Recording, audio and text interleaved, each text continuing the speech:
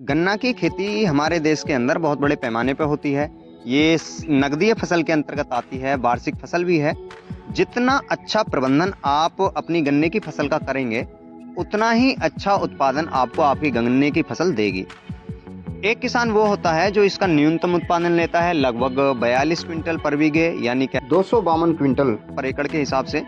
और एक किसान वो भी होता है जो तकनीकों का इस्तेमाल करते हुए, समय से खाद प्रबंधन करते हुए गन्ने का उत्पादन 350 क्विंटल पर एकड़ तक ले जाता है या उससे भी अधिक ले जाता है। ये तभी संभव है जब आप समय पर सही चीजों का इस्तेमाल अपनी गन्ने की फसल के अंदर करते हैं। आज के इस वीडियो में हम आपको बताने वाले हैं पेडी गन्ने के अंदर आपको पहला स्प्रे किस तरीके से देना है, किस समय देना है और उसमें क्या क्या चीजें आप रखें जिससे एक तो फुटाव अच्छा हो, आपका पौधा स्वस्थ होकर चले, साथ ही जो 0238, 0239 वेराइटीज के अंदर रेड रॉट आ रहा है उसके प्रति आपके पौधे को सक्षम कर दे, वो आए ना। पोका बोइंग के प्रति आपका पौधा जो है सहनशीलता ले आए और साथ ही उसके अंदर फुटाव अच्छा हो और आने वाले जितने भी इंसेक्ट हैं, जैसे हॉपर हो सकता है, इल्ली हो सकती है, दीमक हो सकती है, इन सभी से ये संयुक्त स्प्रे आपके खेत को प्रोटेक्शन दे दे। तो सबसे पहले हम बात करते हैं वायर कंपनी जो कॉन्फिडोर बनाती है, इसके अंदर इमिडाक्लोरोपिड रहती है। साथियों, इमिडाक्लोरोपिड एक इस तरीके का इंसेक्टिसाइड है जो चबाने वाले कीट हैं या खाने वाले रस चूसक कीट हैं, उन सभी को ये बहुत ही अच्छे से कंट्रोल करके चलता है, चाहे वो इल्ली हो, चाहे दीमक हो, चाहे फिर जो पंखियां होती हैं वो हो। दूसरी चीज हमने इस स्प्रे के अंदर मेंशन की है साफ, जिसके अंदर कार्बेंडाजिम मैनकोजेब रहता है और साफ जितने भी फंगस से रिलेटेड रोग हैं उनके प्रति प्रतिरोधक क्षमता हमारे पौधे के अंदर विकसित कर देता है।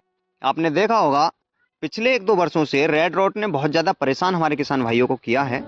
वैसे तो इसका कोई अल्टरनेट ट्रीटमेंट नहीं है, फिर भी अगर आप अपने पौधे के अंदर कोई बेहतर फंगीसाइड लगा के रखते हैं, जैसे साफ हो गया या कोई और, तो आपके पौधे के अंदर ये क्षमता विकसित हो जाती है कि रेड रॉट को आने ही ना दे। या फिर जैसे पोका बोइंग रोग है जिसमें हमारा गन्ना डुंडा हो जाता है, बढ़ता नहीं है, उसके प्रति भी प्रतिरोधक क्षमता फंगीसाइड विकसित कर देते हैं। तो इसलिए आप प्रारंभिक अवस्था में ही ये चीज देंगे। साथ ही सबसे जरूरी जो चीज होती है गन्ना हार्वेस्टिंग के बाद, उसका फुटाव बम्पर आना चाहिए। तो उसके लिए EP50 जिसके अंदर एथाफोन 50% SL फॉर्मुलेशन में रहता है, तो इन चीजों को आप बहुत ही अच्छे से लेकर के अगर आप स्प्रे करते हैं समय से, तो आपके पौधे के अंदर एक तो फुटाव अच्छे होंगे, आपकी पेडी गन्ना बहुत अच्छे से फुटाव करेगी। साथ ही जितने फंगस से रिलेटेड रोग हैं, जो भयंकर रोग हैं जो बाद में आते हैं, उनके प्रति आपके पौधे के अंदर प्रतिरोधक क्षमता विकसित हो जाएगी। दूसरा, जितने इंसेक्ट प्रारंभिक अवस्था में आ जाते हैं उन्हें कंट्रोल करके ये स्प्रे चलता है। तो कह सकते हैं ऑल ओवर आपका फुटाव अच्छा होगा, इंसेक्ट कंट्रोल होकर चलेंगे, फंगस कंट्रोल होकर चलेगी, तो आपकी फसल भी स्वस्थ होकर चलेगी, अच्छी होकर के चलेगी। तो अगर हम डोज की बात करें, कॉन्फिडोर 200 ml आप ले सकते हैं 1 एकड़ के लिए। UPL का जो साफ आता है 500 ग्राम आप ले सकते हैं 1 एकड़ के लिए, और 100 ml आप लेंगे एथोफोन।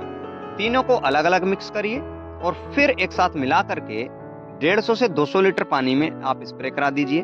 देखिए दोस्तों, जैसा कि आप इस पेडी गन्ना को देख रहे हैं, इसमें फुटाव अच्छा है, आप देख भी पाएंगे 6-6, 7-7, 8-8 इसमें कल्ले और अभी आ भी रहे हैं। लेकिन सबसे बड़ी कमी जो रहती है इसके अंदर, आप देख पा रहे होंगे घास बहुत मात्रा में है। इसलिए किसी भी स्प्रे अथवा किसी भी खाद को देने से पहले आप अच्छी तरीके से सुनिश्चित कर लें, अपने खेत को बहुत ही अच्छे तरीके से साफ कर लें, क्योंकि जो भी आप खाद देते हैं, स्प्रे देते हैं, वो उतना ही प्रोटेक्शन हर्बिसाइड के लिए भी, क्योंकि वो भी पौधा है, उसके लिए भी करता है।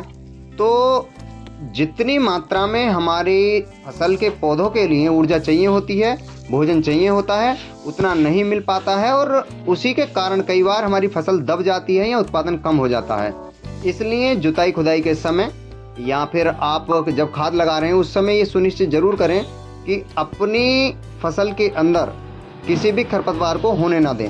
उसके बाद ही आप स्प्रे करें या फिर जो भी आप प्लान कर रहे हैं फर्टिलाइज़र वो दें, तो फिर आपको फ़ायदे बहुत ही अच्छे रेशियो में मिलते हैं। तो जो मैंने बताया है स्प्रे कर लीजिए। अगले वीडियो में मैं आपको बताने वाला हूँ गन्ने की फसल के अंदर पोटाश का महत्व क्यों है, क्योंकि सबसे ज़्यादा गन्ने की फसल में जो तत्व की आवश्यकता है वो है पोटाश। और पोटाश को अगर आपने मेंटेन कर लिया तो फिर आपका गन्ने का उत्पादन बहुत ही लाजवाब रहने वाला है।